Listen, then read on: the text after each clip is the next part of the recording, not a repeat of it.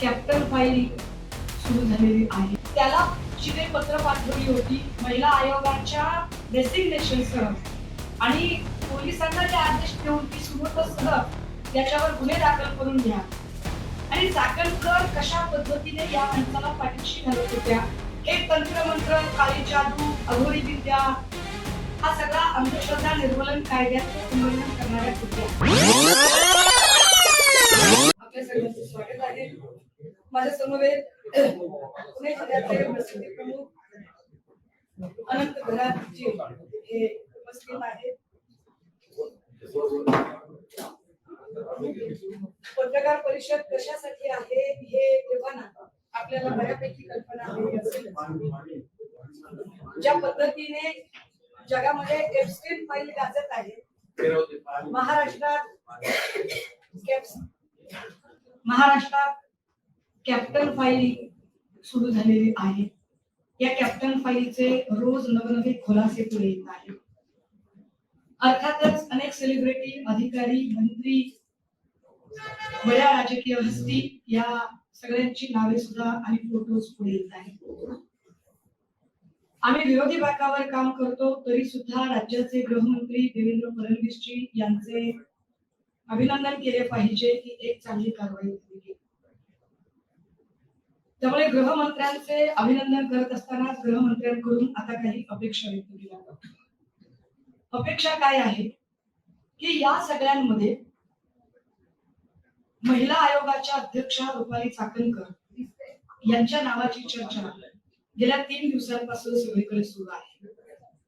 यावर स्पष्टीकरण देताना त्या असं म्हणाल्या की माझा व्यक्तिगत काहीही संबंध नाही, माझा फक्त ट्रस्ट पुरता संबंध होता आणि मला त्यांच्या व्यक्तिगत आयुष्याची काही माहिती नाही.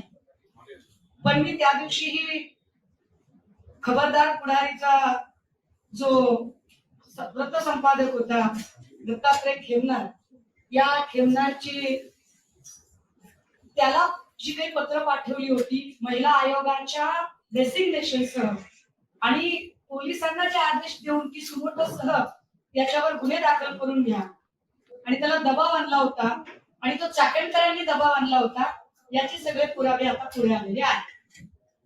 आणि चाकणकर कशा पद्धतीने या माणसाला पाठीशी घालत होत्या, ज्योतिष सांगणं एक वेगळी गोष्ट आहे आणि तंत्रमंत्र विद्या करणं एक वेगळी गोष्ट आहे. हे तंत्रमंत्र, काळी जादू, अघोरी विद्या, हा सगळा अंधश्रद्धा निर्मूलन कायद्याचं उल्लंघन करणाऱ्या कृती आहे. अंधश्रद्धा निर्मूलन कायद्याचं उल्लंघन करत असताना जर एकीकडे सोशल मीडियावर मी माझ्या नवऱ्याची पूजा करत नाही तर माझे यजमानच माझी पूजा करतात, मी किती सुधारणावादी विचारांची आहे असं सांगणाऱ्या आयोगाच्या अध्यक्षा फक्त त्यांच्या पदराने ते पाय पुसत नाही तर त्यांच्या पायाशी अक्षरशः लोळून घेतात. विशेष गोष्ट की जेव्हा आम्ही काल 2 दिवस, कालचा नवीन वर्षाचा सण होता त्यामुळे मी त्यावर काही फार बोलू नये असं म्हणून मी कालचं मौन बाळगलं होतं. पण कालची महत्वाची घटना, ज्या काही गोष्टी मी एकत्रित करत होते, ज्यात त्याची अनेक प्रकारची बेनामी संपत्ती, ज्याच्यातले अजून काही डिटेल्स आहेत, त्यामुळे मी ते थांबले. मी 2 दिवसांनी पुन्हा पत्रकार परिषद घेईल आणि त्यावरचे डिटेल्स काढेन. पण महत्वाची गोष्ट अशी की या तंत्रमंत्र आणि अघोरी विद्या म्हणजे नाशिक, इंदोर, मग तिकडे नलखेडा आणि मग गुवाहाटी, कामाख्या असा सगळा तो प्रवास आहे. या सगळ्यांमध्ये महिला आयोगाच्या अध्यक्षा पुढे असतात, हे फार गंभीर आहे. काही पीडित महिलांशी आम्ही बोलायचा प्रयत्न केला तेव्हा पीडित महिलांनी सांगितलं, बघा पहिल्यांदा तर ते असं म्हणाल्या की नाही माझा काही व्यक्तिगत संबंध नाही, परंतु अगदी खरातांचे वडील वारले तेव्हा चाकणकर होत्या, खरातांच्या पोरीचं लग्न जमलं तेव्हा चाकणकर सगळ्यात पुढे होत्या, खरातांची भाची चाकणकरच्या घरात राहते, खरात आणि चाकणकर यांचे फायनान्शियल काही डॉक्युमेंट्स तेही मी 2 दिवसात पुढे आले.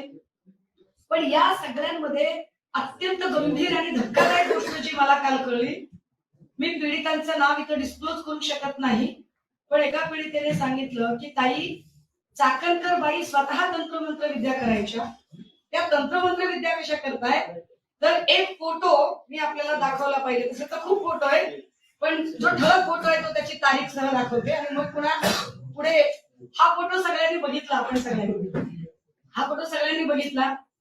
याचा अर्थ की सरेंडर करणे, की कशा पद्धतीने स्वतःचा सतसत विवेक हरवून त्या सरेंडर करतात. आता हे सरेंडर करून झाल्यानंतर त्या पुढे काय करतात की या सगळ्यांच्या मध्ये त्या म्हणाल्या की नाही नाही, आमचं काय, मला काही देणं घेणंच नाही, मी फक्त ट्रस्टवर होते. हा फोटो काल सगळ्यांनी बघितलेला आहे, पण पुन्हा एकदा माध्यमांना दाखवला पाहिजे की हा फोटो हा फक्त ट्रस्टवर असणाऱ्या संचालकाचा फोटो आहे का. या फोटोवरून आम्ही त्यांचे खऱ्यातर्शी असणारे कौटुंबिक संबंध काय आहेत काय नाही हे त्या सांगतील. आम्हाला त्याच्यातही जायचं नाही, मला त्याच्यावरही जायचं नाही. मला एका वेगळ्या गोष्टीकडे जायचंय की एका पीडितेने सांगितलं की चाकणकर स्वतः तंत्रमंत्र विद्या करत होत्या आणि अक्षरशः आपली अनामिका कापणे. आता हे अनामिका कापणे हे काय प्रकरण आहे हे मला माहित नव्हतं. मी त्याची जरा माहिती काढायचा प्रयत्न केला, तेव्हा मला त्याची जी माहिती मिळाली ती फार धक्कादायक आहे. मी त्याची कॉपी काढून आणली आहे. अनामिका कापतात, कशासाठी कापतात बघा. ते तंत्रमंत्र विद्येमध्ये हाताची अनामिका अत्यंत महत्वाची मानली जाते, कारण ती सूर्य आणि शुक्र ग्रहाशी संबंधित असून ऊर्जा वहनाचे मुख्य केंद्र आहे. या बोटाचा वापर मुख्यत्वे मंत्राचा प्रभाव वाढवण्यासाठी, विशिष्ट मुद्रा करण्यासाठी किंवा एखाद्या व्यक्तीला वशीभूत करण्यासाठी केला जातो. या बोटाद्वारे ऊर्जा शरीरात प्रवाहित कशी केली जाऊ शकते, कशी, तर परत तंत्रमंत्र विद्येच्या लोकांनी सांगितलंय की हे बोट सूर्य म्हणजे यश आणि शुक्र म्हणजे आकर्षण यांच्याशी जोडलेले आहे, ज्यामुळे मंत्रोच्चाराद्वारे एखाद्याला आकर्षित करणे आणि यश प्राप्त करणे असा या तंत्रमंत्र विद्येचा अर्थ आहे. त्यांनी सांगितलं की ताई हे विशिष्ट वेळेला करतात. कधी करतात? हे सोमवती अमावस्येला करतात. हे सोमवती, आम्हाला इतकं काही त्याच्यातलं नॉलेज माहित नव्हतं. आणि मग एक फोटो एका माऊलीने पाठवला, त्याचा स्क्रीनशॉट बघा, त्याच्यात तारीख आहे खाली 12 सप्टेंबर 2024. फोटो जर नीट, मी आपल्या सगळ्यांना याची सॉफ्ट कॉपी देईन. इथे एक मोठं बँडेज दिसतंय, चाकणकरांच्या अनामिकेला एक मोठं बँडेज आहे. मी याच्या अलीकडचा पण एक फोटो आहे 9 सप्टेंबरचा. 9 सप्टेंबरला ते एका कार्यक्रमात बोलताना दिसतात आणि या सगळ्यांच्या सारखा आहे. हे बघा, इथे सुद्धा बँडेज आहे. हा 9 सप्टेंबरचा फोटो आहे, हा 12 सप्टेंबरचा फोटो आहे. मला कळेना की हा सप्टेंबरचा दिवस कसा आहे. आणि मग हे सगळं शोधल्यानंतर लक्षात आलं की 2 सप्टेंबर 2024 ला सोमवती अमावस्या होती. ज्या बाईंना महिला आयोगाच्या अध्यक्षपदी बसवलेलं आहे त्या बाई 2 सप्टेंबर 2024 ला सोमवती अमावस्येच्या दिवशी स्वतःची अनामिका कापून अशा पद्धतीची तंत्रमंत्र विद्या करतात असं पीडित महिला सांगतात. आणि ही जखम किती दिवस होती, म्हणजे जखम किती मोठी असू शकते बघा. याच्यात तारखा आहे, कारण हे स्क्रीनशॉट सकट आहे. याच्यातल्या जर तारखा बघितल्या तर साधारणतः 20 डिसेंबरचा पुन्हा फोटो आहे. मग जखम छोटी छोटी झाली. हे बघा, इथे बँडेज आहे, याच्या मी सॉफ्ट कॉपी देईन आपल्याला. त्याच्यानंतर 28 डिसेंबरला जखम अजून छोटी झाली. सप्टेंबर ते जानेवारी पर्यंत ही चाकणकरांच्या हाताला जखम होती. अशाच पद्धतीची जखम अजून एका व्यक्तीला होती, पण त्याचे फोटो अजून आले नाहीत, तेही फोटो. हे गंभीर आहे. अशा पद्धतीने महिला आयोगाच्या अध्यक्षा जर तंत्रमंत्र विद्यांमध्ये असतील आणि पीडित सांगते की हे आमच्या समोर घडलेलं आहे, हे आमच्या समोर झालेलं आहे. आता जर असं सगळं असेल, हे चित्र, हे फोटो खूप आहेत, हे बँडेज क्लिअर कट दिसतात, असंख्य फोटो आहेत, त्याच काळातले सगळे. याच्या तारखा जाणीवपूर्वक स्क्रीनशॉट का दिलेले आहेत, कारण याच्या तारखा आहेत खाली. आता हे सगळं जर बघितलं, इथे पण एक फोटो आहे, इथे सुद्धा बँडेज आहे.